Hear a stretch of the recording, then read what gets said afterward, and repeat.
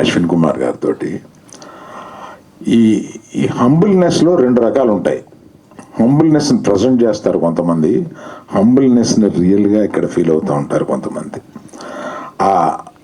ఆ హ్యూమిలిటీని, హంబుల్నెస్ని రియల్గా అశ్విని దగ్గర నేను చూశాను.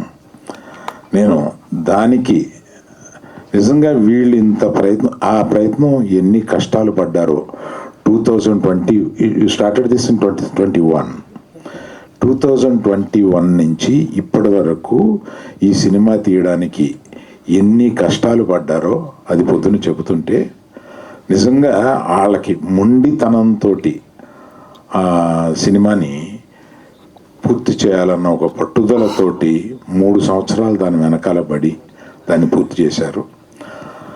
అలాగా అంత పట్టుదలతో పూర్తి చేసినందుకు ఇవాళ నరసింహస్వామి ఆయన భార్యకి ఇంతటి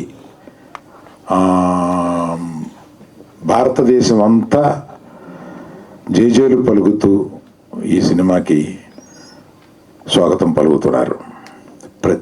రోజుకి పెరుగుతూనే ఉన్నారు. మొన్న ఏఎంబిలో 200 మంది స్వాములు వచ్చి ఈ సినిమా చూసి వెళ్తున్నారు. అందులో కొన్ని సంవత్సరాలు అయిపోయింది మేము థియేటర్కి వచ్చి అని చెప్తున్నారు వాళ్ళు. ఈ స్వాములు థియేటర్కి వచ్చి చూడడం ఏంటి నాకు తెలీదు.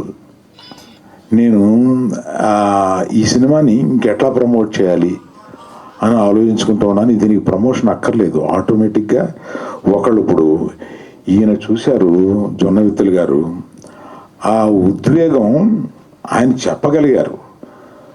అది ఆయన చెప్పలేకుండా ఉద్వేగం ఫీల్ అయ్యి ఇంట్లో వాళ్ళకి పక్కింటి వాళ్ళకి చెప్పే ఒక సందర్భం ఈ సినిమాకు ఉన్నది.